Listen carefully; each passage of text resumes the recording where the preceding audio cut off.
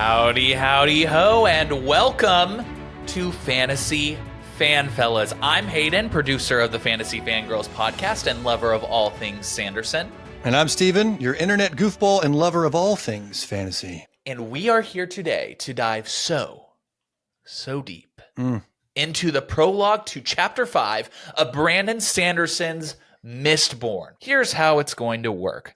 I, Hayden, am personally so obsessed with all things Brandon Sanderson, so think of me as your Mistborn professor. But Steven here has not ever read Mistborn before. So I am going to be tasked with guiding Steven, and by extension you, the audience, through Sanderson's breakout fantasy epic. That's right. Hey. Also, before we get started, to be clear, this podcast will only have spoilers for the chapters we read for each episode. So if you're just starting Mistborn, just getting your feet wet, or if you haven't finished it yet, this is the podcast for you. So, Steven, I'm kind of curious. I mean, you're just getting started here with Mistborn. You've only read through Chapter 5, like hopefully the audience has. What are you thinking of it so far? I like it. I'm a fan. I've heard people say it's slow in the beginning. It's not really slow. You have to have a slow start to a fantasy series you've never read before because it's a different world. But it keeps you engaged as it explains things, and it kind of holds your hand while not making everything super available, if that makes sense. I like it. For those who think that it's slow, I would ask them if mass murder of noble people through by the means of throwing metal at them is slow.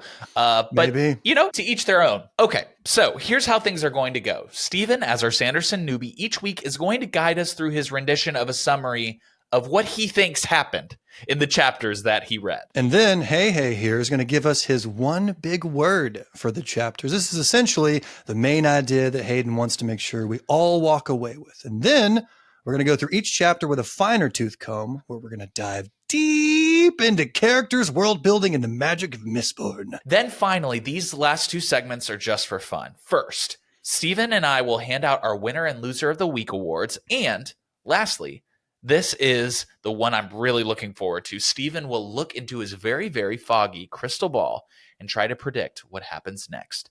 And I'm going to tell him right now, you're going to be incredibly wrong. You say foggy, I say crystal clear, my friend. But one last thing before we get started. This is a new podcast, obviously. So if you want to help get the word out, please give us a follow on Instagram and TikTok at Fantasy Fanfellas. There's going to be a lot of content as we go. Oh boy, it is time, Steven. Don your mist cloak and let us know, from your perspective, what happened in the prologue to Chapter 5 of Mistborn. Let's start with the prologue. Our story begins with a guy named Trusting, which is an odd name, but let's go with it. And a bunch of ash is falling from the sky, kind of like nature's dandruff. He's chatting with this obligator, which is some sort of government official who's all tatted up and could pass as a shadow daddy in certain books, but probably not this one. Anyway, they're talking about these slaves that they're using, which are called ska. Then one of the ska makes eye contact with Trusting, which apparently is a big no-no. They're supposed to treat their superiors like a basilisk, which means no eye contact whatsoever. So Trusting wants to have him punished, but he loses him in the crowd of slaves somehow. And then we cut to a guy named Kelsier. He shows up at the ska houses, passing through all this mist like he's a megachurch pastor entering through a smoke machine. While he's there, he has a conversation with a few ska, namely a guy named Menace, but is interrupted by a loud scream outside. And then we learn that Kelsier has ingested some tin. And no, I don't mean the number, I mean the metal, and is drawing power from it in his stomach. Kind of like the opposite of a Chipotle burrito, because that's drawing power from you, buddy. Anyway, this tummy tin gives him this supernatural good hearing, and he's able to hear where the sound is coming from. It turns out that Trusting was trying to essay a young girl, so Kelsier kills them all. Kind of like the last episode of Spartacus, Blood and Sand. Chapter 1. We meet a chick named Vin. Is her last name Diesel? Probably not. Anyway, so Vin Damsel goes to see her boss master named Cayman. He's kind of a dick, but also helpful, like a frat bro teaching you how to play beer pong. Anyway, an obligator comes to see Cayman, and they're trying to strike up this deal. Cayman is laying down some business riz that doesn't seem to be working, so Vin Damsel uses her mind magic that she calls luck at this point to tickle his thoughts and sway this guy to consider. And at this point, her ability is vague, at least to her, but it feels like an awake version of the movie Inception. Chapter 2. Kelsier is meeting with a guy named Dachshund. It's an interesting name. It sounds like a father on a boat yelling orders to his child. Doc! Son! Anyway, they have a job to do. So they go wait outside by this ministry building where Cayman and Vin Damsel are meeting with an obligator to finalize this sham of a deal they want to make. So she uses her luck magic to sway the obligator's mind, and they think they get off scot-free. But apparently they were found out. like a teen hiding his vape under his bed. You knew she was going to look there. And they leave the building, not knowing they're being followed by some ministry folk. Then Kelsier and Doxson decide they're going to go take out these people so the girl isn't harmed because they know she's special, like the extra onion ring at the bottom of a fast food bag. So Kelsier drinks some metal water, and it's then we learn the 8 basic allomantic metals. Chapter 3, Vin Damsel and Cayman are back at their lair. Vin has this bad feeling and wants to leave, but Cayman catches her trying to leave and starts beating her, like my kids do the bathroom door every time I'm trying to poop. Then, like a boss, Kelsier comes in and magic throws Cayman across the room like he's Dobby, tossing Malfoy right after Harry presented him a sock. They make everybody leave the room, including Cayman, so they can have a chat with Vin Damsel. And he tells her that she's special. Then he gives her some metal liquid, and she discovers the magical abilities of metal. Chapter 4. Vin Damsel is having a conversation with some folk, and we learn that Kelsier has a dark and brooding past. He sounds like he has all the makings of a shadow daddy in some books, but probably not this one. Anyway, the main focus is a meeting between Kelsier, Vin Damsel, and some new characters. Kelsier is presenting a job opportunity. He wants to rob from the Lord Ruler like he's some sort of Robin Hood, the daddy version, and overthrow the final empire. He also wants to kill the Lord Ruler if he gets the chance. And everybody's like, bro, that's crazy. That's stupid. You're an idiot.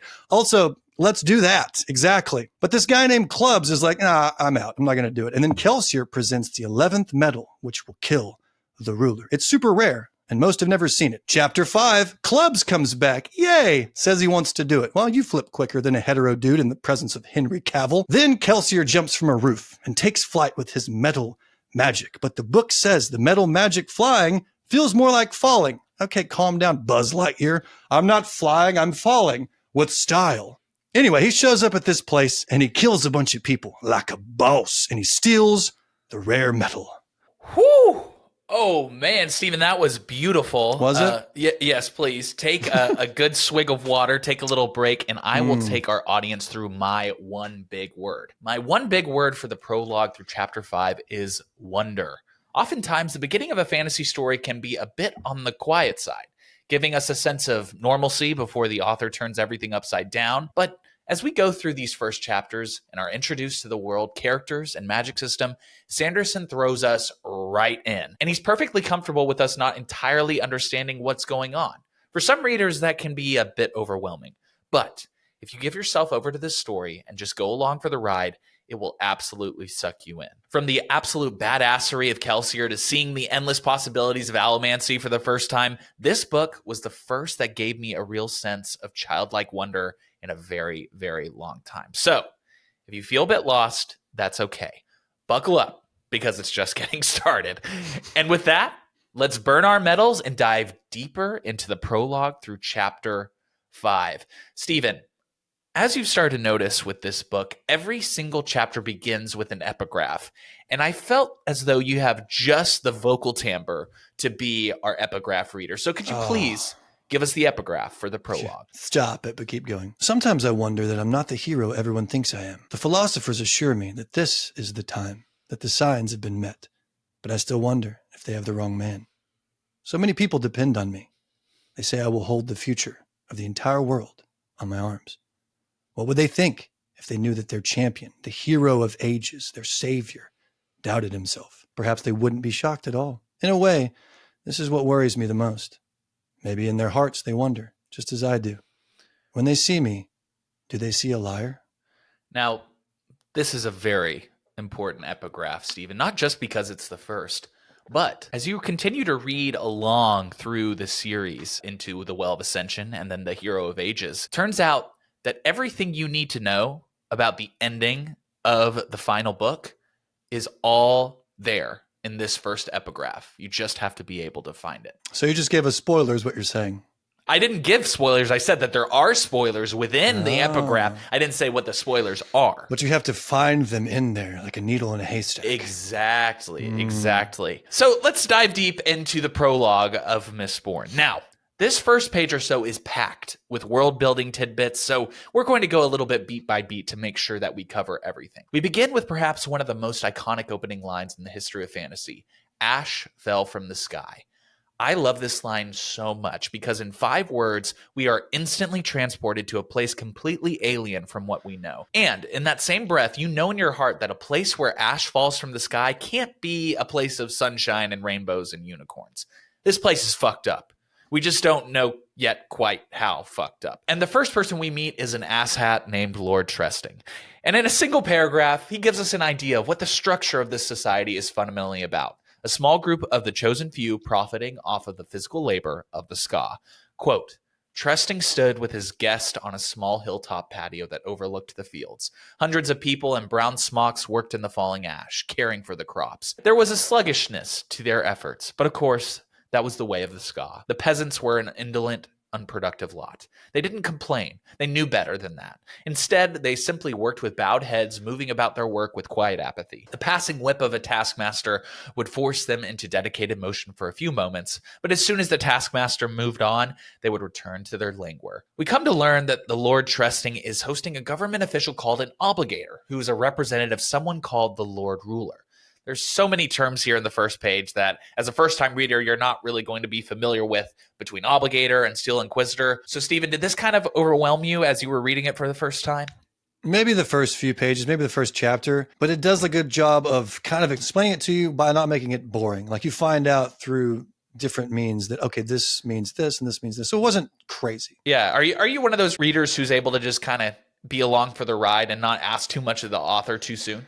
Usually, but whenever you put me in situations like this where I need to have answers, it's a little bit more complicated.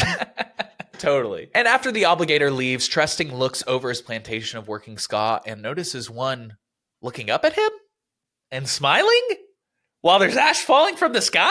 I absolutely love this moment. First of all, this freaks Tresting out, obviously. He is not used to ska showing any level of emotion besides exhaustion and fear. So for one to look up at him and give him a good old saw dude, it's a bit freaky. Then, after turning to call for the help of one of his obligators, Tresting looks back down only to find the ska is gone. Peace out, dude. See you later. This, for me, is such a cool moment. Here we are getting multiple pages of world building, but this tiny moment is the first real instance of tension, of our expectations being subverted. And trust me, it won't be the last. So now we are going to jump over to Kelsier's POV. And within his inner dialogue, he hints at stories of a time before the Lord Ruler, when the sun was not red, where ash did not fall from the sky, plants grew easily, and where ska were not slaves. And as the sun begins to dip, Kelsier mentions, what's so funny? I was just thinking, like, do you think he's looking at the past with rose-colored glasses? Like whenever I was a kid, everything was perfect. And then you look back there like, oh, no, that was not perfect. I just happened to think it was. Well, we'll get into this more later. I think I'm onto something here. But yeah, I really can't say anything right now. When I was a kid, we had everything we wanted. Then you go back in time, like we had nothing. We lived in dirt floors and we ate leaves in the pasture. Or in my case, when you look back at video games that you played as a kid and you're like, those graphics were amazing. Right? Like Lara Croft Tomb Raider, you look back like, oh, she has triangles. Yeah, and triangles. They looked like a 4-year-old molded it with clay, basically. Yeah. Broken Legos. Yeah, exactly. So, as the sun begins to dip, Kelsier mentions that the mist will be coming shortly and that no ska will leave the indoors once it arrives. Then, Kelsier bursts into a hovel of about 30 ska, and conversation stops as all the ska seem to give Kelsier the who the fuck is this guy treatment. These ska, especially an older one named Tepper, are suspicious of Kelsier and tell him that his little stunt with Tresting could have gotten a lot of people a beating. And Kelsier essentially is like, well, you could have gotten beating for doing just about anything, so what's the point? This is a little glimpse into what we will come to know of Kelsier. He is the king of levity in dire situations. But back to the moment at hand. Kelsier makes a show of rolling his eyes at the chilly reception from the ska, turning to leave and opening the door, allowing mist to begin to pour into the entryway. The ska react with utter horror, begging him to close the door, saying the men who venture into the mist lose their souls. Stephen, this whole mist thing has been a major point in the opening pages of this book. What do you make of it so far? Well, I've never lost my soul before, so I don't know how that would feel, seemingly. But also, a lot of these books that I've read have mist that seems to be active for some reason. And so, because I've read these other books, what year did this book come out? It was 2006. 2006. All right, so all the books I've read came after this book, so perhaps this was the first of The OG. But nevertheless, it kind of didn't give it the same effect for me because I'm like, oh, it's missed. Of course it's missed. It's always missed. Yeah. Okay. Interesting. I wonder if that will change as you go along. Maybe. Kelsier settles back in after the Ska beg him to close the door, and he reveals that he not only brings mention of some goings-on in the outside world of how some lords are considering paying a wage to their Ska, but he also brings food that he stole from Lord Tresting's manor. Turns out he makes a point of traveling through Ska plantations, sharing news of what's happening around the world. As the Ska eat, Kelsier is approached by one of the oldest Ska he's seen in his journeys, named Menace. Menace is a pragmatist in every sense of the word. He refuses to eat the luxurious food that Kelsier brings because he knows it will give him a tummy ache. It is clear that he has gotten to his advanced age despite the demands of Ska life because he is a realist. In this moment, Menace has a quick exchange with Kelsier that is one of my favorites in the book.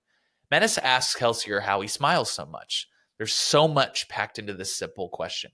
Menace's question encapsulates the Ska experience. For a person who has been through what Menace has been through, the very idea of smiling is unfathomable. Kelsier's response is, "Oh, I'm just a happy person." This is such a powerful yet simple statement from Kelsier. In a world that is filled with horrors such as slavery, beatings, and freaking ash falling from the sky, making the choice to smile in and of itself is a protest. I do that all the time. I smile about my past all the time. Like, I'm going to laugh at myself and the things of the past, and it's going to make my life better. Yeah, making the smile so I don't cry choice happens very often. We laugh to keep from crying. Hey. Exactly. Exactly. Kelsier isn't just going around these plantations to feed Ska. He's coming to them to try to be an example of what's possible for them, that there's a way for them to show their autonomy, even if it's as simple as a smile. Here it is boiled down into one line. "You ask why I smile, Goodman Menace. Well, the Lord Ruler thinks he has claimed laughter and joy for himself. I'm disinclined to let him do so. This is one battle that doesn't take much effort to fight." Menace also brings up something that was touched upon just a few moments ago. Kelsier's scars on his hands. That the only person he's seen with scars like that was someone who was supposed to be dead. Yes, this person had been caught, speaking of rebellion, and had been sent to a place called the Pits of Hathsin by the Lord Ruler. We'll learn more about that later, but it's good to clock it for now. You know, I feel like I'm kind of like Kelsier. Hey. Why is that? Because I have scars on my hands too. See that right there? Look at that. You see that? Where'd it come from? I fell out of an above ground pool.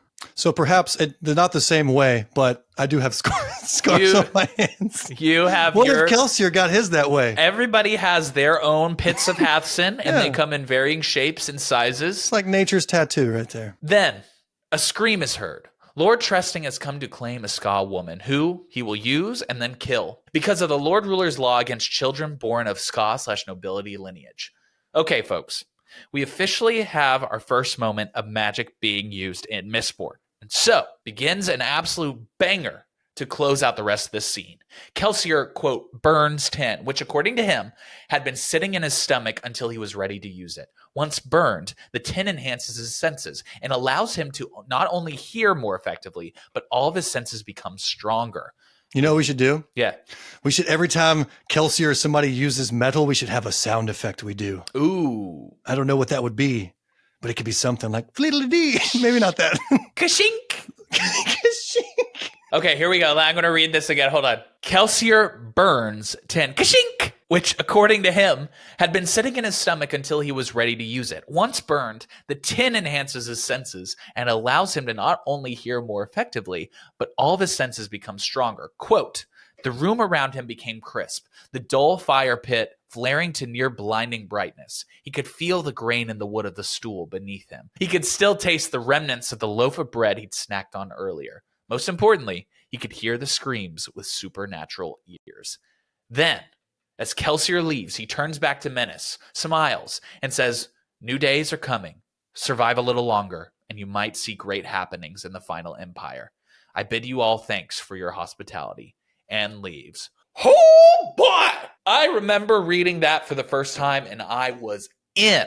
There is so much packed in this prologue, from world building to politics to magic. Yeah, I forget. We're still in the prologue. We are still on the freaking prologue. That's a good prologue, man. Usually a prologue is like 1 or 2 pages, but this is like a whole chapter. Yeah, exactly. But to me, the thing that stands out the most is how much these few pages endear us to Kelsier.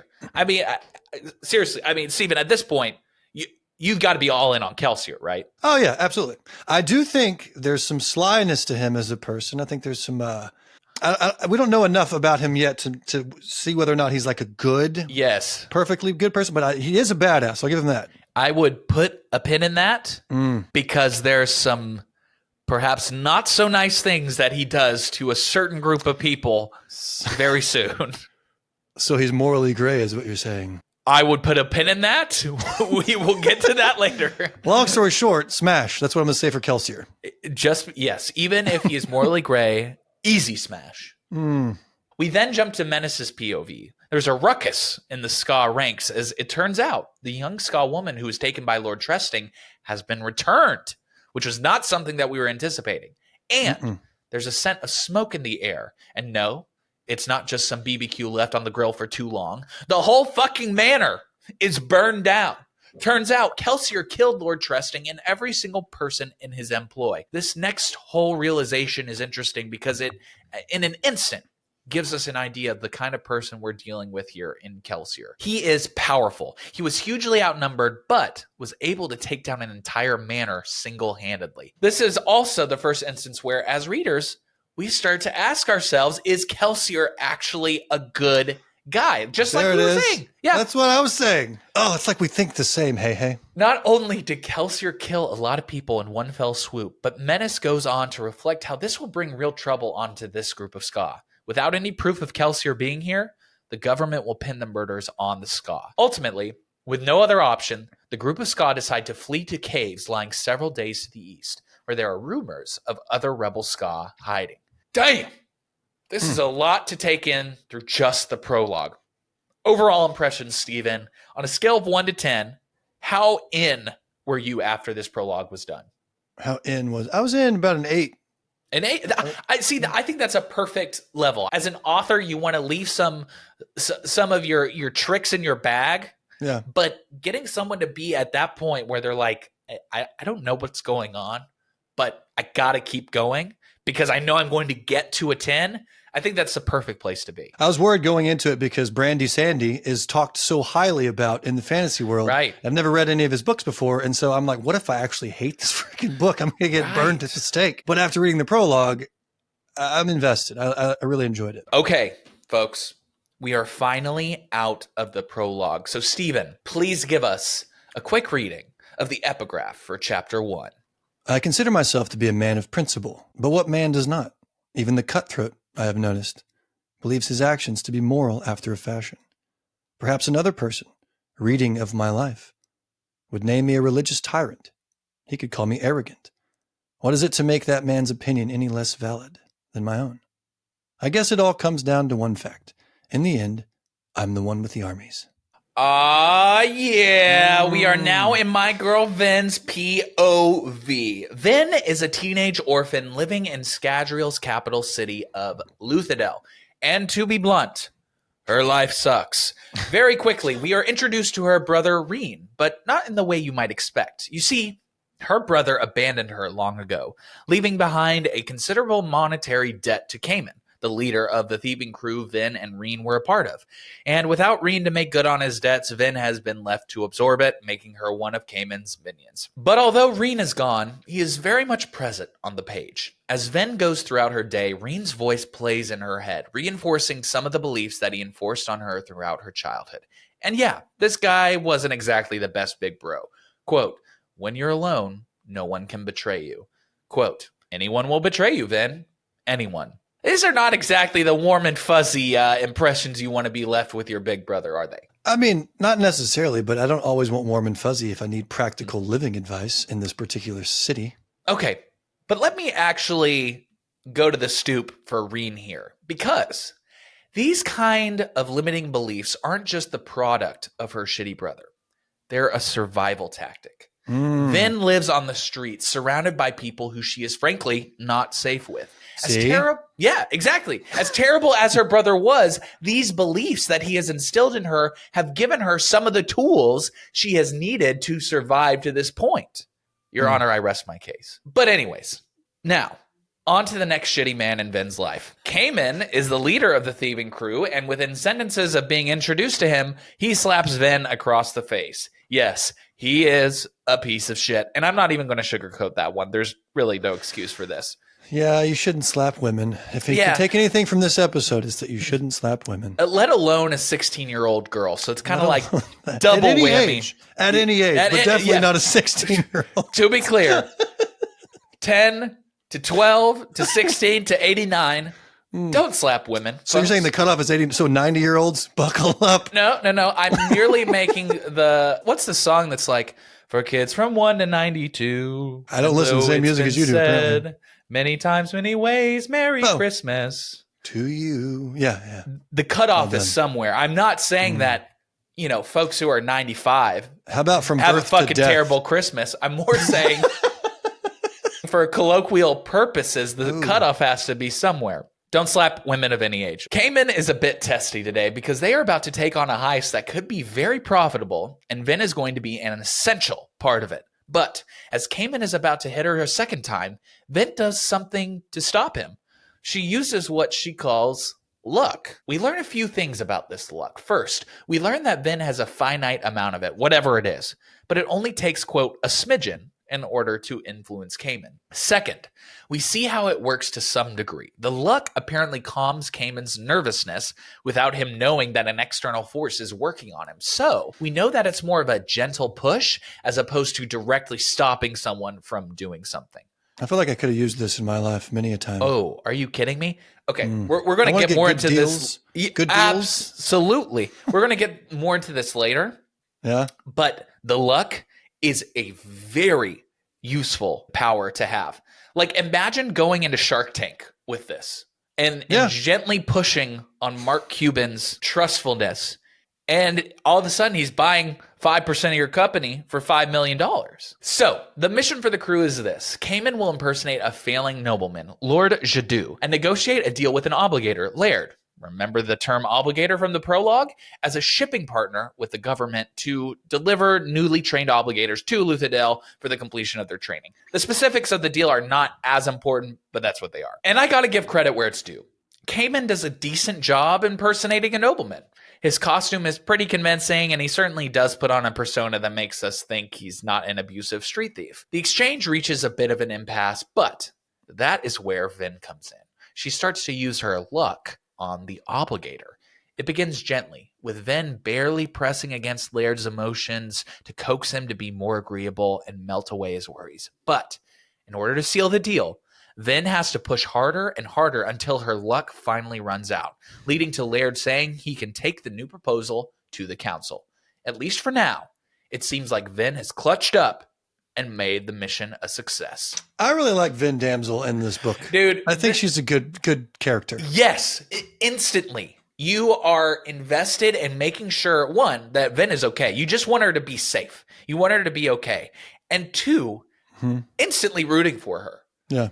And we'll see this more and more down the line. But I think in many books, you could see a young girl written by a man that is very two-dimensional.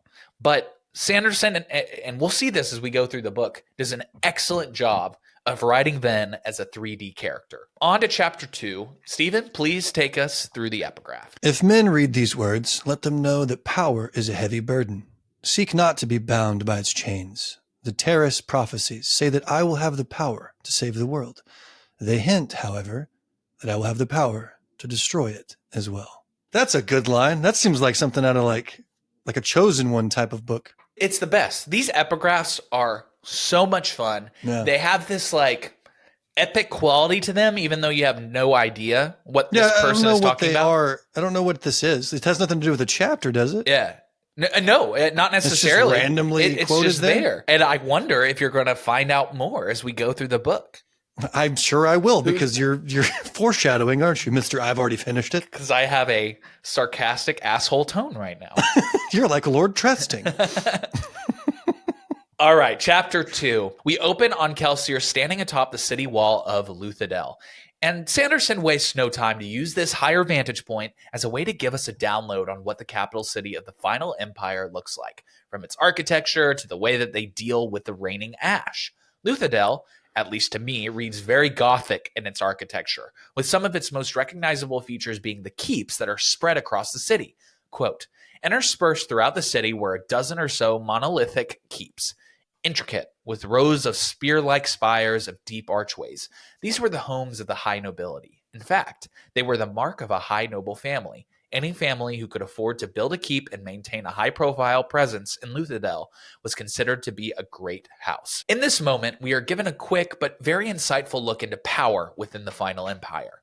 It's not just about wealth for these noble families, it's the appearance of wealth. These keeps literally rise above the lower levels of the city that are racked with squalor, and they serve as a kind of lighthouse that broadcasts each family's social status. We also get the first mention of the Lord Ruler's Palace, Kredik Shah, or the Hill of 1,000 Spires. The way the palace is first described is so interesting to me. Quote, the Lord Ruler's Palace loomed like some kind of massive multi-spined insect. The palace was several times the size of any nobleman's keep and was by far the largest building in the city. I love that Kelsier in his inner dialogue describes it as an insect. We'll learn more about Kelsier's opinion on the Lord Ruler later, but we can all infer that he is not a fan, based on his actions in the prologue. This little description of the palace invites us to consider who the Lord Ruler really is and what his relationship is to this society. And from Kelsier's perspective, he is almost like a parasite, sucking the life force out of the world and its people. So he's like a modern-day billionaire. Yes. The Lord Ruler is the Jeff Bezos of the final empire. And before Kelsier is joined by a new character that we'll get to in a moment, we also get some insight into the cosmetic effects of the ashfalls on Luthadel. The streets are completely black, and structures are the blackest at the top, but rain and condensation extends the stains down the walls as well. Is it just me, or did anyone else think of the In the End Linkin Park music video during this part? Are you familiar with that? They are standing at the top of this like black spire, essentially. And it is the resounding image that I have as I read this chapter. Anyways, now Kelsier is joined by another man. Doxson has entered the chat. Doxson seems like your run-of-the-mill dude. But what's interesting here is his choice of clothing. Both he and Kelsier are dressed in aristocratic clothing that is nice, but not too nice. So that as they're walking along the street, guards won't give them the side eye. In fact, neither of them are of noble blood. They're wearing a top hat and a monocle while they listen to Linkin Park music. Literally. Kelsier takes out his AirPods as Doxson walks up behind him. Yes. He's like, sorry, bro, I was listening to a punk rock classic. Except we learn that Kelsier is half noble, half ska. Something we have learned is illegal in the Final Empire. So these two continue their conversation, and Doxson is like, hey, man, what took you so long? You're a few days late. To which Kelsier's like, oh, I just took a quick stop to kill Lord Tresting. This is so funny to me because he's talking about it as if he was running just a bit late because he had to stop for a quick vape on the side of the road. But actually, he was busy murdering people. Then they start talking about this job. And as readers, we don't really know what kind of job this is. But based on our short time with Kelsier, it's safe to say it's going to be fucking crazy. And still in the dark as readers, Doxson and Kelsier start rattling off names of people who will be at the meeting tonight to discuss this mysterious plan. Ham, Breeze, Yedin, and Clubs. We also get the first mention of Kelsier's brother, Marsh. And on top of it all, we get mention of two new kinds of Allomancers, a Smoker and a Ten-Eye. I was going to say Breeze, out of these characters that we've just introduced to, I think Breeze is my favorite up to this point. Dude, Breeze is the I hope best. there's some more because he seems like a witty type of sarcastic dude. Oh, yeah, dude. And I love that kind of character. Hopefully he gets some more airtime. Yes, Breeze is the best. Just you wait. You will get plenty of Breeze in coming chapters. So first impressions on Breeze, yes. I love that guy. Yeah, and I love his dynamic with Ham, but we'll talk all about that. Okay, perfect. Now, we haven't gotten the full rundown about this book's magic system, Allomancy, yet. But let's do a quick aside to give us a baseline. We saw Kelsier burn tin in the prologue. An Allomancer is someone who can burn a metal to give them specific powers. Most Allomancers can burn only one kind of metal, and they're called mistings. And each kind of misting has a sort of colloquial term. For example, someone who can burn tin is called a Ten-Eye. Trust us, we'll dive into Allomancy much more soon, but I think it's helpful to at least get a taste as all this information is dropped so flippantly. I like how they burn metal as their magic system. We're going to dive into that here in a second, I guess. But I used to be a welder. and I would inhale the smoke as I was welding. And I can tell you this much, I never had magical abilities. All I had was a bad cough and trouble sleeping. Dude. Okay, so quick aside. So this is the first trilogy of Mistborn. There is a second era that is comprised of 4 books that happens hundreds of years after this story. And it's kind of like when people are going through the Industrial Revolution. And so like the application of like welding metal, I could so see it in the second era of Mistborn, whereas this is a little bit more kind of like Victorian era, kind of thing. And so next we move to Ven's POV as she is hanging out in the lair of the thieving crew. We're given a quick look into the reality of Ven's life. She is constantly in danger. As a small teenage girl in a crew of predominantly men, she is a target. Ven spends most of her time trying to remain invisible, listening to Reen's voice in her head just so that she can survive day by day. After a short time, we've got some movement within the crew, though. The next phase of the job is underway, and this time, they have to go into the belly of the beast, the Ministry's Canton of Finance. Now, the original plan was for Theron and Cayman to agree to transport newly trained obligators to Luthadel. And, coincidentally, these obligators always brought large funds from the Ministry disguised as luggage to be held in Luthadel. So, Theron would have his guards rob the obligators while on the boat, then blame it on bandits, equaling a huge profit. But Cayman has other plans. He tells Ven that his real plan is to trick the Ministry into giving him a down payment now and then disappear, leaving Theron in the lurch. This is the reality of crime in Luthadel. Eat or be eaten. As survival of the fittest. That is exactly right. As disgusted by this betrayal as Ven is, she admits that Theron was likely going to do the same to Cayman. Cayman just acted first. So, Cayman and Ven finally are able to meet with the obligator, expecting it to be Laird, like last time. But if Laird is Charmander, then the obligator that stands before them, Aryev, is Charmeleon. Because this guy... Yeah. Charizard's the best Pokemon, by the way. So good job. Okay, we're not even going to have that discussion right now. Oh, we're not? No. Maybe another episode. Exactly. Yeah, that's for a mailbag episode. Because this guy not only has the trademark obligator tattoos around his eyes, but his loop goes all the way back to his ears and over his forehead. He is the real deal. I bet he looks good with those tats, too. Hell yeah, brother. Some gauged ears, too. That is so hardcore. That is so punk. Man, he's probably listening to Linkin Park and wearing a top hat and a monocle. Yeah, and is in a biker gang or something. As soon as Ven sees this guy, she has a feeling that they should leave immediately. But Cayman pushes on and begins his discussion with Aryev. Eventually, Ven gives a push on Aryev with her luck, and he immediately accepts Cayman's proposal, gives them a contract, and sends them off with a smile. But Ven knows something is very wrong. Quote, "A happy obligator was always a bad sign."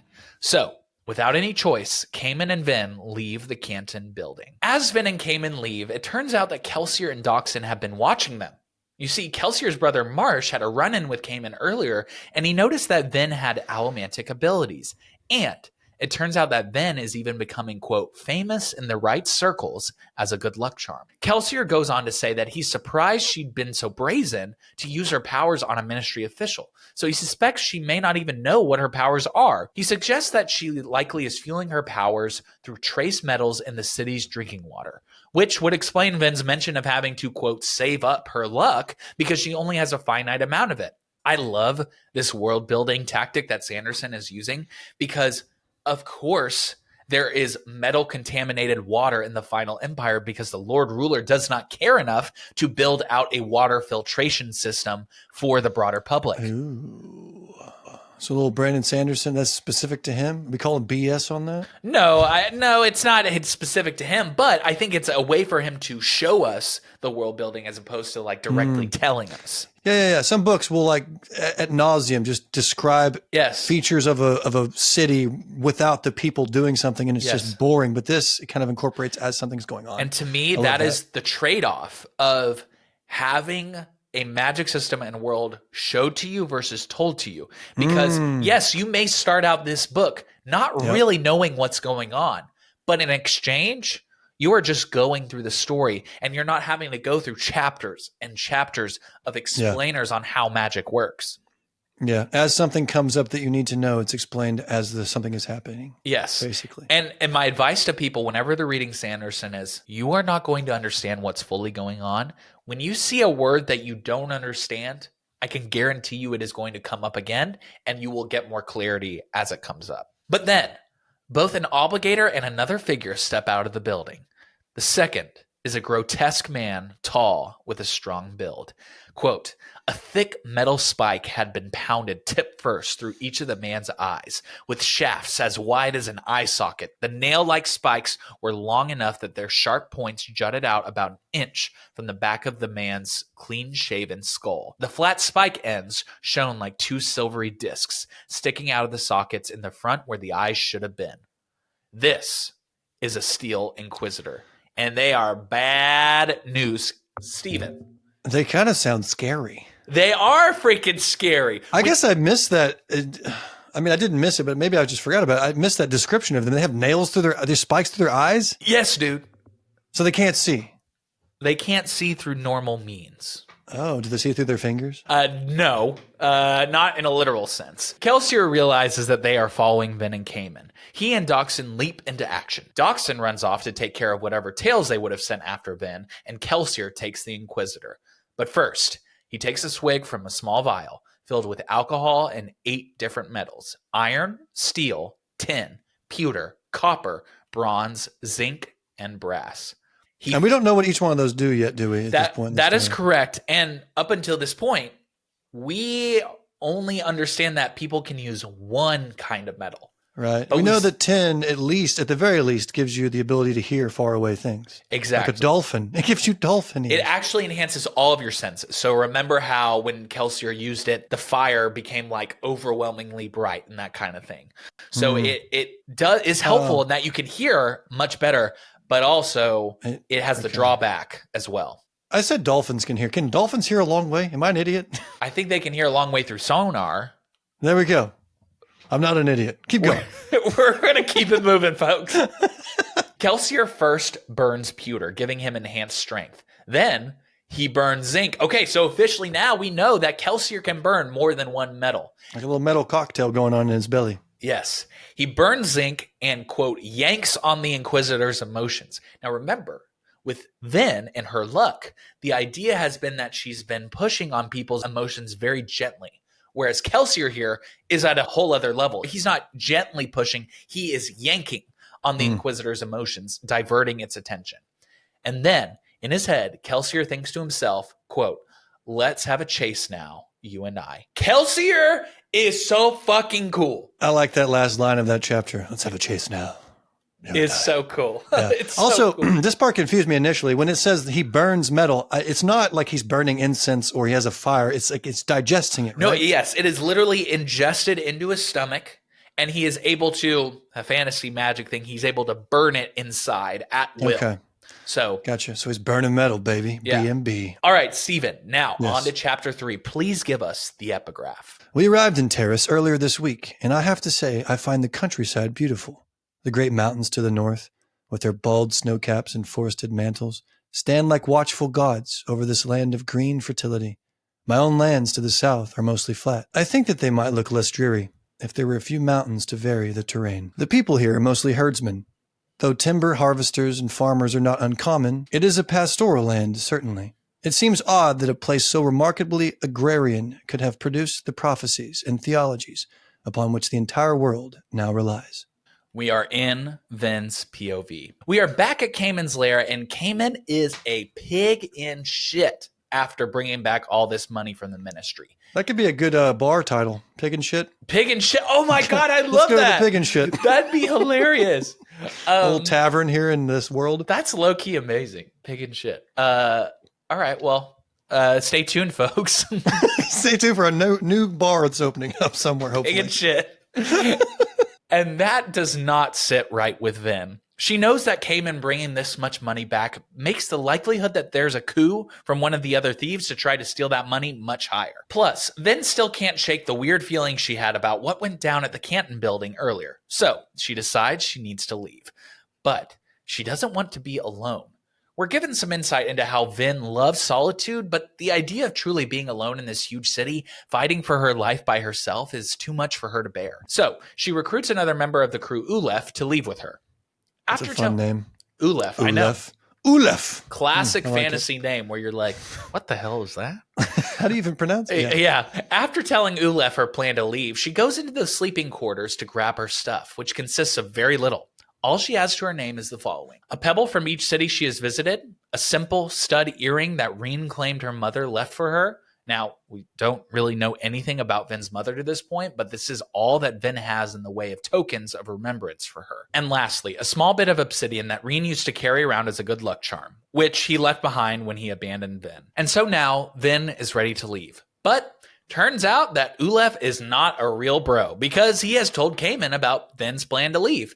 And Cayman, being the piece of shit that he is, throws an entire stool at Vin, hitting her in the back. Again, Cayman is a piece of shit. Yeah, not a good guy. But something goofy happens after Vin falls to the floor. After the initial pain, something within Vin rises that she doesn't quite understand. She starts to regain her strength and her head stops spinning. This is the first hint we get that Vin is not only a Mystic, but a Mistborn like Kelsier.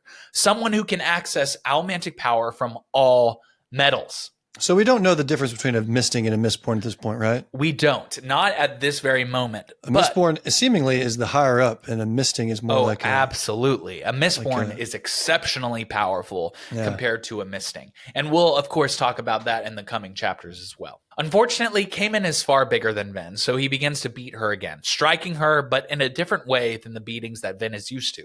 She knows that in this moment, he plans to kill her. But what's that? I believe it's Kelsier's music.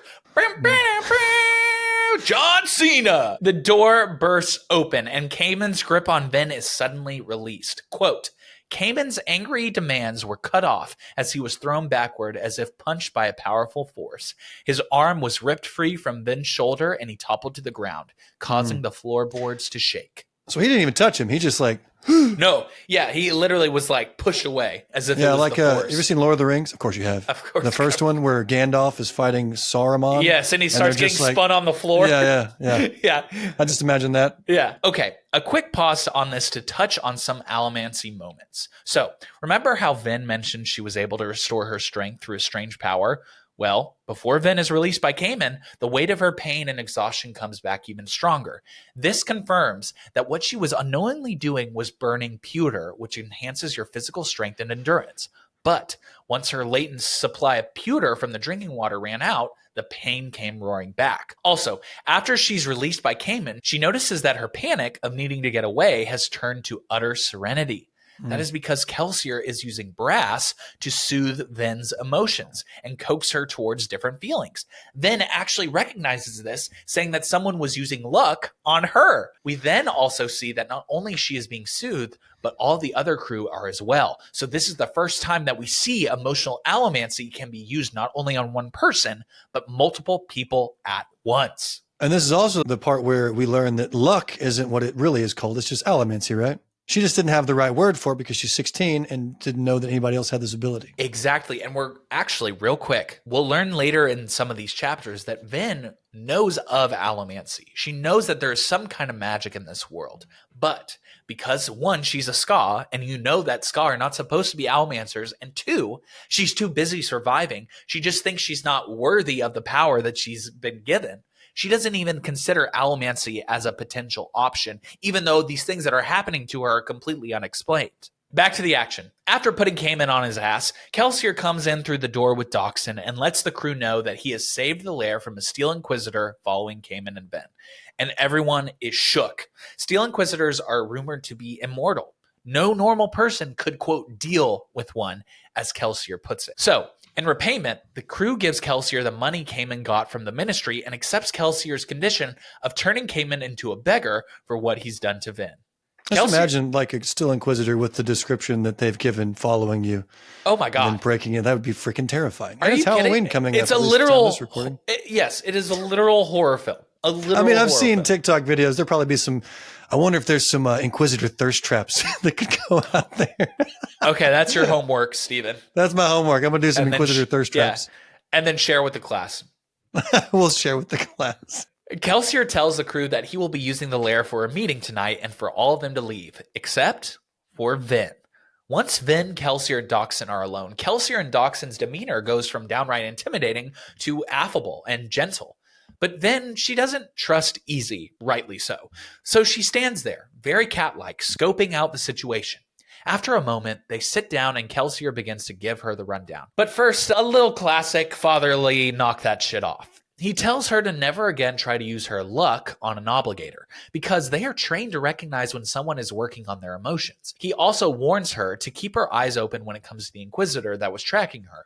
He believes that since he distracted him, it should be fine, but Inquisitors aren't just your typical Allomancers. There's something much more. And then, he gives Vin a vial of liquid, filled with metal shavings of 2 allomantic metals.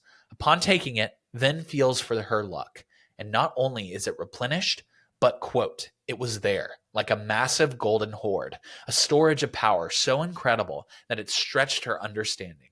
Always before, she had needed to be a scrimp with her luck, holding it in reserve, using up morsels sparingly. Now she felt like a starving woman invited to a high nobleman's feast. She sat stunned, regarding the enormous wealth within her. So at this point, she didn't know metal did that to her. She just thought she had this. She just thought she had this. So how, ability. if it's just drawn from metal burning, then how did she, is it just her drinking the water that happens to be there, I guess? Yes. So as Kelsier mentioned, drinking the trace metals in the water gives her a little bit of allomantic reserves to pull from. Okay. And so that's what she's been drawing from. That's what burning. she's been drawing from.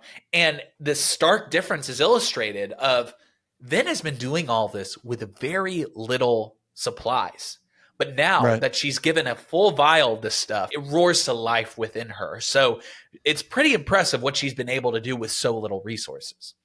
Yeah. But remember, Vin consumed 2 kinds of metal. Kelsier tells her to try the other way around. They all know that she can soothe him, but can she inflame him too? This is the test to see if she's a Mistborn, someone who can access all allomantic metals. If you can use 2 of them, you can use them all. There's no in between. And she does it. Vin is officially a Mistborn. Okay, is Kelsier a Mistborn or is he a Mistling? He's a Mistborn because we saw him use 10, and then we saw him use Pewter earlier when he was about to follow the Inquisitor. So only Mistborns can do multiples. Exactly. Being a Ska Mistborn is unfathomably rare. Allomancy is a hereditary noble trait, so it's relatively rare even among people of noble blood whose ancestors were gifted the power by the Lord Ruler. As Kelsier puts it, there's likely a misting for about 1 out of every 10,000 half-noble born Ska.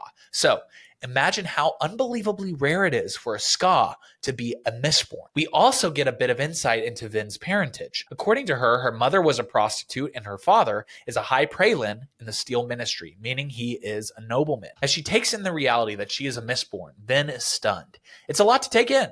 And Kelsier caps off the chapter with an incredible line that gives me chills.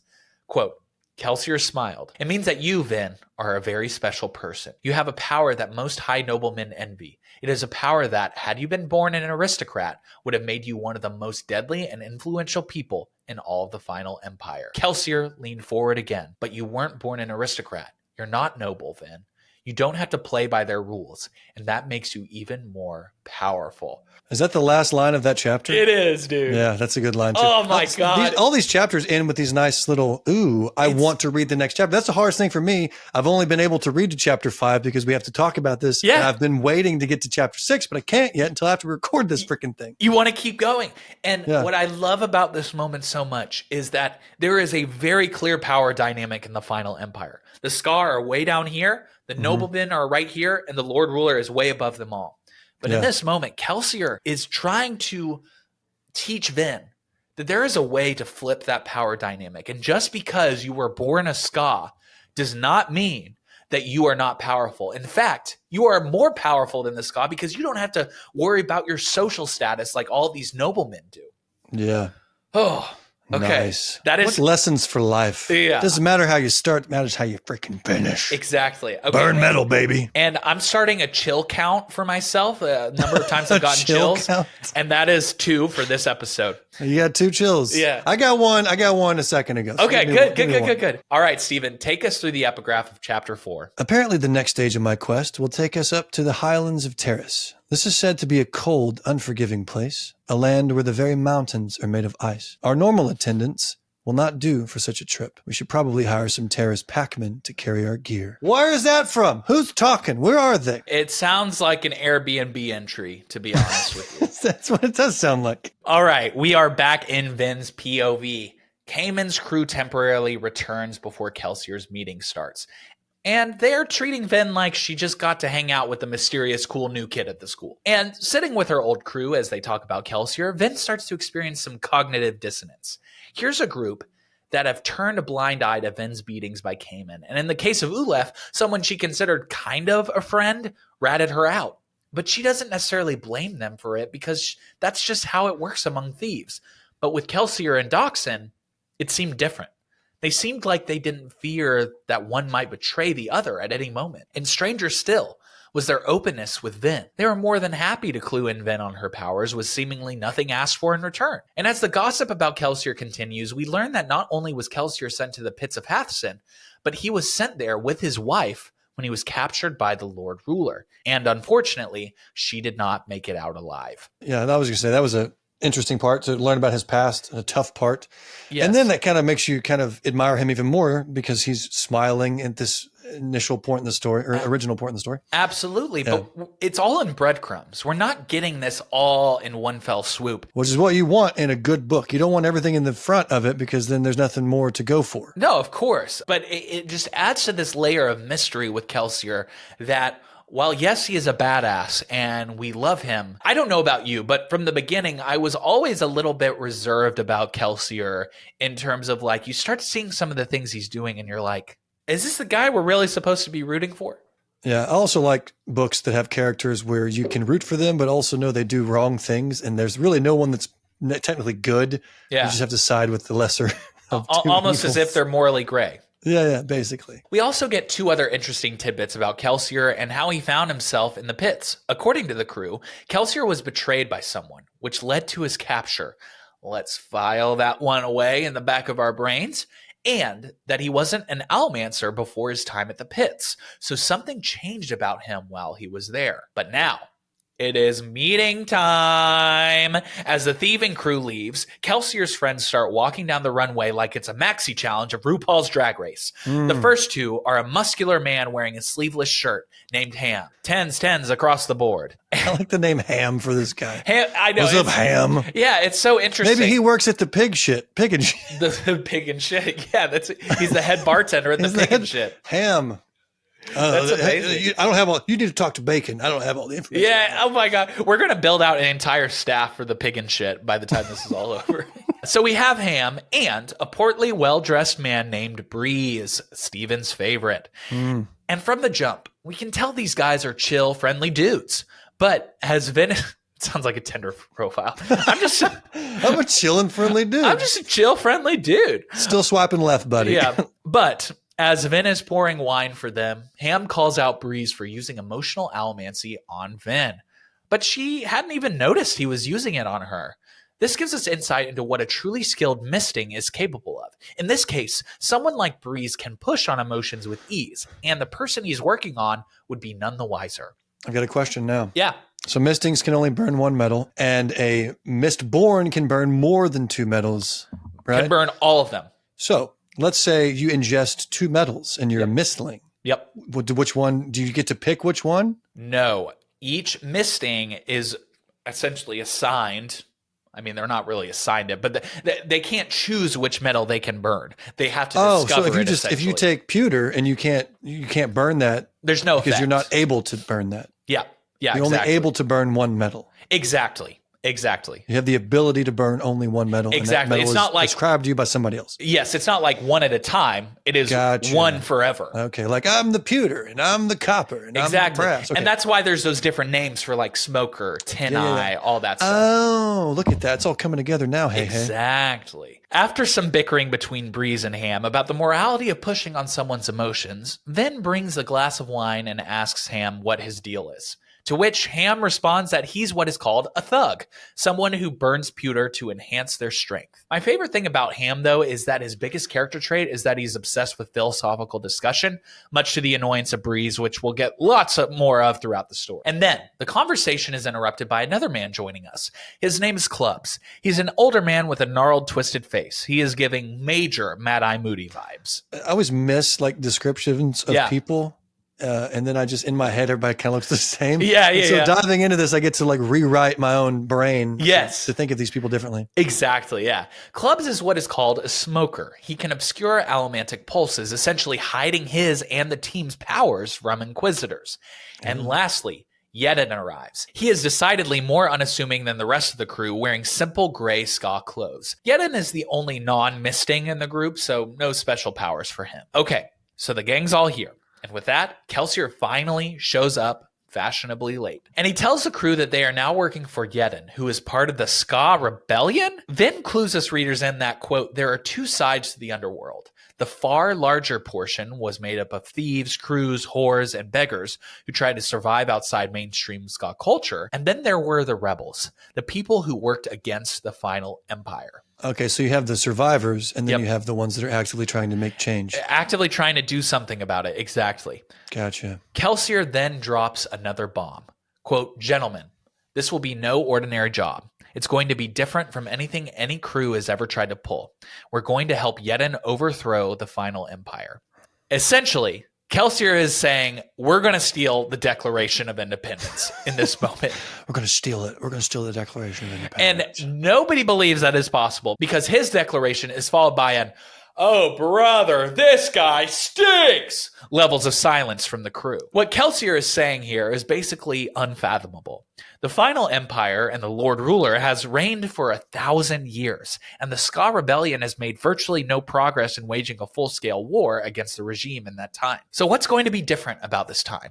Well, according to Kelsier, it's because the rebellion is finally stooping to their level, to work with thieves who are used to breaking down jobs into smaller, more achievable parts to accomplish the impossible. Stephen, I'm going to be real. Kelsier sounds like he's full of shit at the moment. How did this moment strike you?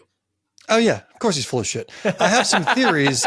I'll give you them at the end. But okay. Yeah, I think he's telling partial truths, but he has like a specific motive that he is going after. Okay, so you're essentially saying the job is not really the job. It's a way for him to further his own ambitions? And maybe that's part of the job, but I feel like he has a different idea of what he wants to do. Yeah. Okay. Or maybe he just flips it on its head at the end and just needs them initially for a few things, and then he changes everything. I don't know. But he's obviously not giving all the information right now. And the way it's written, the author obviously wants you to at the very least think that. Yes, and I think that's a really astute observation by you because this will become a theme throughout the story. Kelsier not telling people the full story. And you really don't want to tell people the full story if you're in that position of power. You want to give them the truths that they can handle for the job that needs to be done. Yes. So I can see what he's doing. I love the fact that I got to this part, I'm like, oh yeah, heist. I love a heist. Yeah. Every dude loves a good heist. Everybody loves a good heist. Oh yeah. You hear the word heist in any kind of format, whether it's Ocean's 11 or Inception, and you're in. Yeah. So what's the plan? Well, the broad idea is this. Kelsier's crew will work to build up and provide an army for Yedin. Then, the crew will neutralize the Luthadel garrison and stir up a Ska rebellion within the city, which will incapacitate the city's police force. That will open up an opportunity for Yedin's army to seize the city. And from there, they will be able to take the Lord Ruler's source of adium, which Kelsier's crew will take half of as payment for the job. Now, what is atium? Well, it's the rarest and most valuable known allomantic metal, and the Lord Ruler stockpiles the world's supply and sells it in small quantities to noble houses so that he can control the market. Is this the 10th metal? I suppose it would technically be the 10th metal, yes. Because there's 8 basic, and then there's 2 after that, basically. Yes, exactly. Okay. The Lord Ruler losing his adium reserves would cripple his financial strength, making it impossible to keep the empire in line. And Kelsier drops one more bombshell. He knows where the adium is mined. It's at the pits of Hathsin. What? We heard that name earlier. Exactly. Which is the place where he was sent to and he escaped. The place isn't a prison. It's a mine. Breeze and Ham, after some gentle coaxing from Kelsier, are in. Clubs, however, basically calls Kelsier an idiot for even considering to try and pieces out. And Kelsier just lets him go. which is shocking to Vin. Again, this is just another instance of Kelsier and his crew acting counter to everything she has come to expect from thieving teams. Yeah. Friendship and trust has never been a part of the equation. And Vin has a point.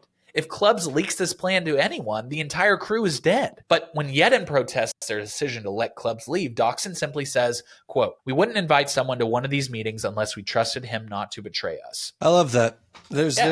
It just kind of sets those people apart from your general thieves or your average thieves. Absolutely. They're the good thieves. And it serves to make the cognitive dissonance in Vin's head even stronger because Dockson says it as if it's nothing. Yeah. But there's still one person in the room who hasn't given their answer. So Kelsier looks to Vin and asks her if she wants to be a part of this job. And Vin is shocked. After all, Kelsier knows that he has the information about her powers that Vin is so desperate for. Why would he even ask? But this isn't about power or leverage anymore. This is about Vin having the agency to decide if she wants to be a part of this team as an equal. She'll count up to 3. So she simply says, "I'm in." And she joins the crew at the table. Kelsier then reveals 2 more things. This guy is always full of secrets, huh? 1, he coyly lets the group know that Vin isn't just a Misting, she's a Mistborn, which has quite the effect on the overall morale of the crew. After all, Mistborn are so rare that having 2 on the team will do wonders for their odds of success. And second, if he gets the chance, Kelsier plans on killing the Lord Ruler. But how could he possibly do that? The Lord Ruler is supposed to be immortal and the most powerful allomancer on the planet. Supposed to be. That's a key word. I think, the people of power always chalk themselves up to be more powerful than they really are. It's like the dude behind the curtain, the Wizard of Oz. I think you're going to learn here, Stephen.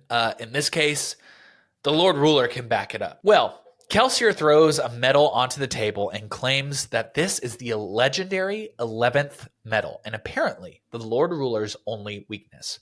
He claims he found it, quote, in a land near the far peninsula, a land where people still remember what their old kingdom was called in the days before the Ascension. I love this moment because it gives us just a taste of what kind of bigger world is out there beyond Luthadel. Now, Kelsier is pretty clear that he doesn't know really how the 11th medal works or how it can kill the Lord Ruler, but he's going to work to find it out. And so, the chapter closes with Vin's inner dialogue. Quote, "I've bound myself to a madman," Vin thought with resignation, but that didn't really matter. Not as long as he taught her allomancy. And oh boy, teach her allomancy he will. That was the last line too? That was the last line. Oh, such great last lines. Well done, Brandy Sandy. It was. I would rank that one as at the bottom of the list of chapter Still last good, line though. so far, but still very good. I will say this. This is a theory I have. Okay. I'll say more about it at the end, but I don't think whatever he's holding that's the 11th medal, I think the 11th medal exists because somebody mentions it in this group. I don't think that's really it. I think he's just holding a trinket and just saying it does something. So you think Kelsier is like a snake oil salesman at this point? Oh, yeah. Oh, yeah. Buy this miracle spring water. It'll cure stuff. Yeah, sure. No, it's not going to do anything. I think he's just trying to get somebody on his side. Okay. Interesting. Okay. Interesting. It may exist, and he may have it. I just don't show your cards too quickly. And I think he is pulling the. You want to see the proof first. Yeah. So I think the skepticism is well-deserved, Stephen. Would you please read the epigraph of Chapter 5, the last chapter we will cover in today's episode? I don't understand what I'm supposed to do. The terrorist philosophers claim that I'll know my duty when the time comes, but that's a small comfort. The deepness must be destroyed, and apparently I'm the only one who can do so. It ravages the world even now. If I don't stop it soon, there will be nothing left in this land but bones and dust. We are back in Vin's POV, and we are still at the lair. Breeze, Ham, and Yedin have all left after the meeting, and Kelsier has found some wine in a drawer with a false back. And, rather proud of himself, Kelsier gives us his motto, which will become one of the more important lines of the series, and in my opinion is part of Sanderson's writing philosophy. Quote, "There's always another secret." I love this idea so much because it captures why we love reading fantasy stories in the first place. Sure, we love the characters and magic, but more than anything, we love the feeling of adventure. And this line is a rallying cry for us readers. When you close a book, find another one. Or hey, maybe just reread the one you just read, because there's always more to learn, to explore. There's always another secret. Yeah, I like that. Vin notes that she feels like she should have left too, but Kelsier and Dockson are just hanging out? Vin thinks to herself, quote, Dockson and Kelsier seem to take it for granted that she would remain with them. Vin doesn't know what it's like to be given agency, the choice to stay or leave. But that is the fundamental difference between Kelsier's crew and the people Vin has been forced to associate with her whole life. This is about being a part of something, an equal member in a team that is working towards a goal. Vin doesn't know what trust feels like. In fact, it feels wrong in this moment. But as she spends more time with Kelsier and the crew, she will start to come into her own. The conversation turns to Kelsier and his need for more adium. Turns out he used up his last bit during his destruction of Lord Trusting's manor. Dockson then asks Kel how he plans on getting more. But before he can answer, someone comes down the stairs to join the group. And it's Clubs. But he's not alone. A, quote, thin, awkward-looking teenage boy is close behind him. Turns out, when Clubs left earlier, he was still open to the job, but he wanted to think clearly without Breeze, the soother, around to influence his emotions. He tells Kel that he is in, and he doesn't even want payment. He's only interested in the downfall of the Lord Ruler. This dude is just in it for the love of the game, essentially. Clubs doesn't think this plan is going to work, and he's very outspoken about that. But when Dockson asks why he'd bother helping, he says, quote, because the Lord Ruler is going to get me sooner or later. At least this way, I'll be able to spit in his face as I go. Overthrowing the final empire, it's got style. I love that line. Style. Oh, man. And with that, Clubs and the young boy peace out. Now, we're switching over to Kelsier's POV. We are now on the roof, and since night has fallen, we are in the mist. Mist is a source of terror for so many, but we see now that the mist is a source of comfort and nostalgia for Kelsier. We're given a little bit of insight into what life was like for Kelsier before he was captured by the Lord Ruler. You see, Kelsier, his wife Mare, and Dockson used to make a living on stealing from the most wealthy houses in Luthadel. After some discussion, Kelsier decides he's going to raid House Venture. After all, since they're the wealthiest house in the city currently, they're definitely going to have at least some atium to steal. So, with that, he whips on his Mistborn cloak, which has become an iconic image from the series. It's described as, quote, a dark gray cloak, large and enveloping. The cloak wasn't constructed from a single piece of cloth. Rather, it was made up of hundreds of long ribbon-like strips.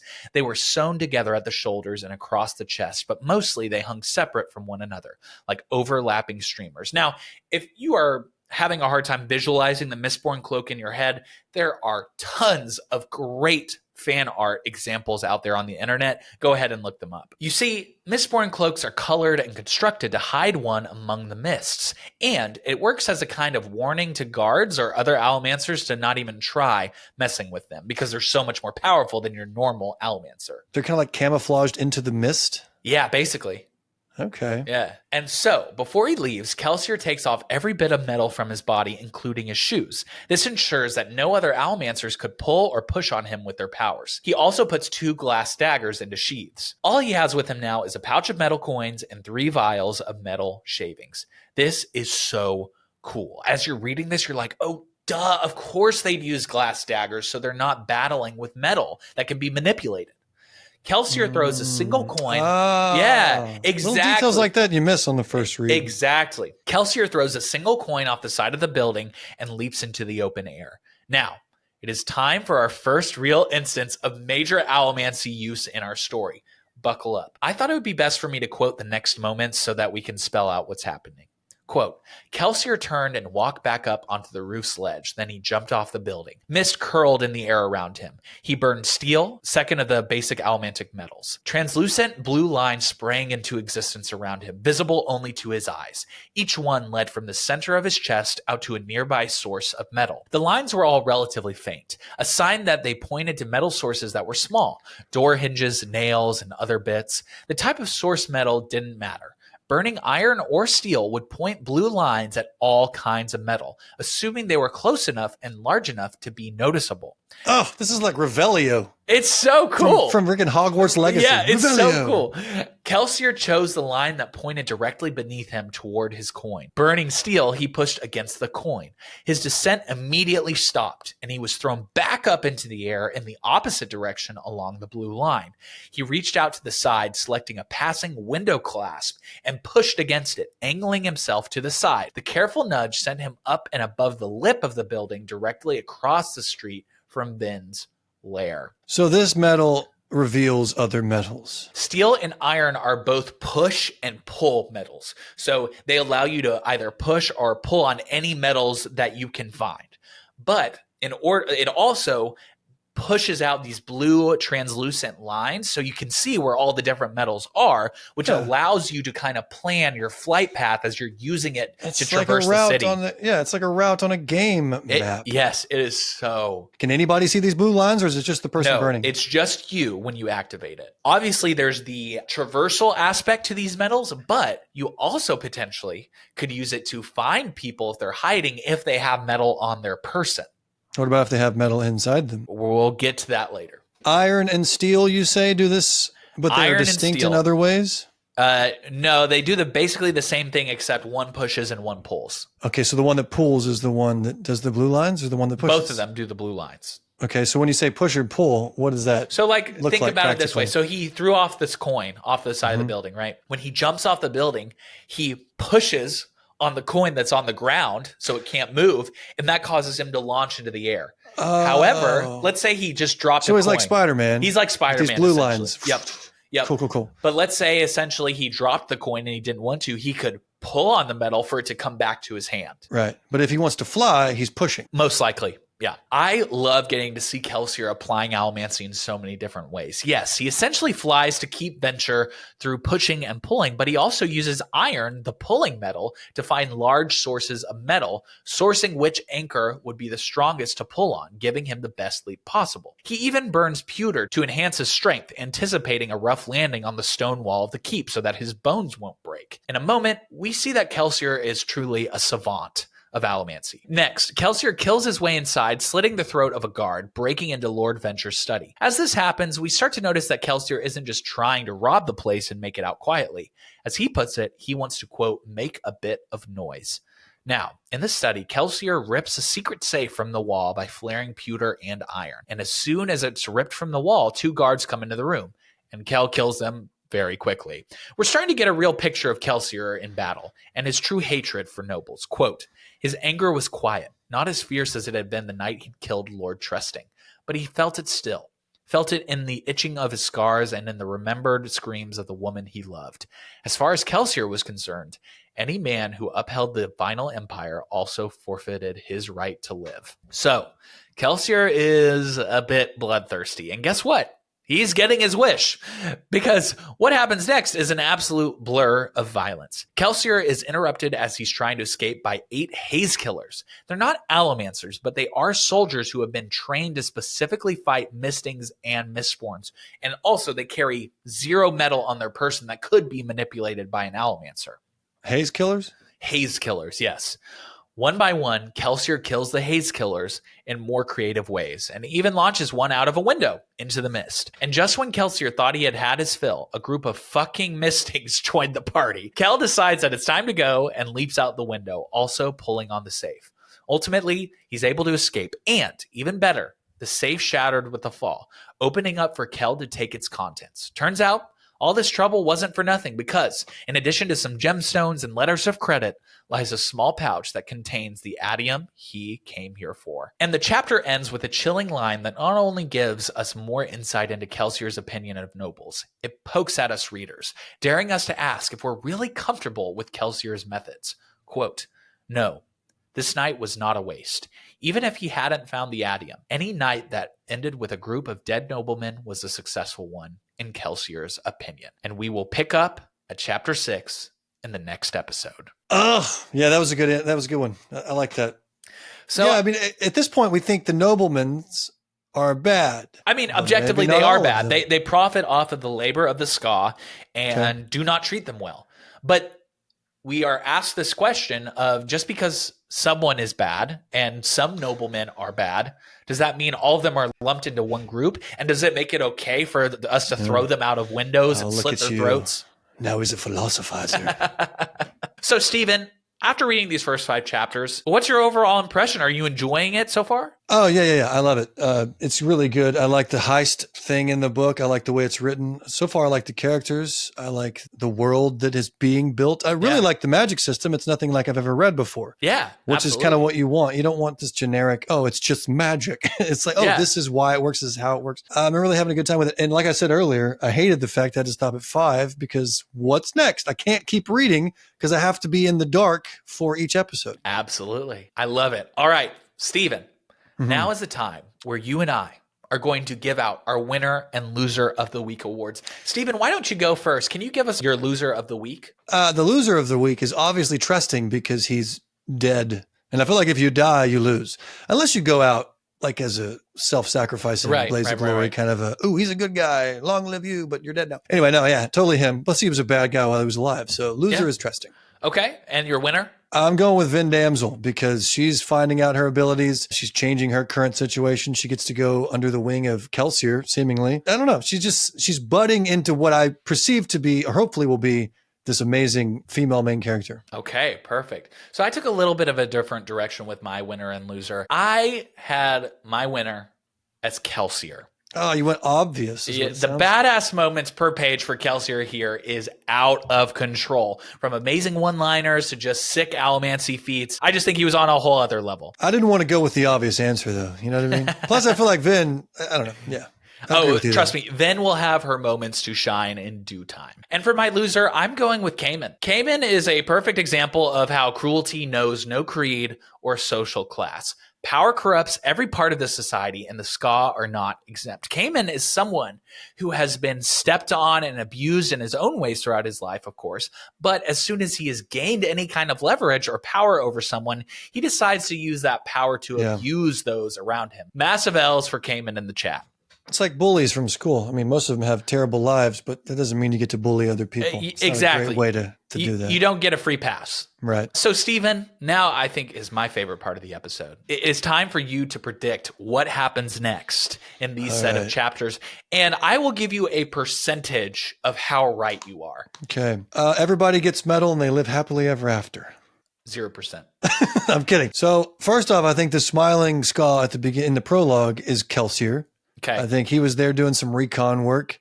And since he's half Ska, that makes sense. He would just kind of embody that role and just for a second. So I think that was him. I also think that Dachshund's going to die, not because I want him to die, but because there's always that best. I don't think Kelsier is going to die, but because he's like the main guy. So I think one of his friends is going to die just to keep the story emotional and moving. Let's see. I think Vin is going to fly for the first time. I also think that maybe the next chapter, some pervy dude is going to try to hit on young Vin, and Kelsier is going to either kill him or just make him very injured.